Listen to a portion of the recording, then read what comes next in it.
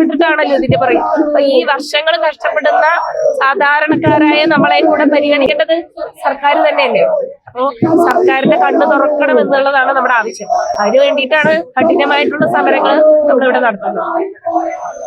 ഭാവിയിൽ കുട്ടികളെ പഠിപ്പിക്കേണ്ട ഒരു അധ്യാപകരുടെ കണ്ണീരാണ് ഇന്ന് സെക്രട്ടേറിയറ്റ് മുന്നിൽ നമ്മൾ കാണുന്നത്. എന്തായാലും മറ്റൊരാളും കൂടെ നമ്മോടൊപ്പം ഉണ്ട്.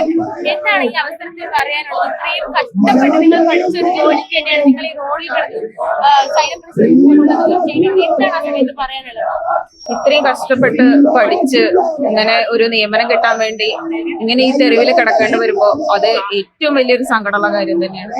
അതുപോലെ തന്നെ ഇനി വരുന്ന തലമുറയ്ക്കും PSC എന്നുള്ള ഒരു സിസ്റ്റത്തോട് തന്നെ ഒരു മതിപ്പില്ലാതെ ആവാൻ കാരണമാവും.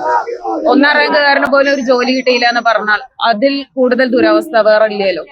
അപ്പോ അധികാരികൾ കണ്ണു തുറക്കുന്നു, ഞങ്ങളുടെ ന്യായമായ ആവശ്യങ്ങൾ നേടിത്തരുന്നുള്ള ഉറച്ച വിശ്വാസത്തിൽ തന്നെയാണ് ഞങ്ങൾ ഈ 6ാം ദിവസം സമരമായിട്ട് മുന്നോട്ട് പോകുന്നത്.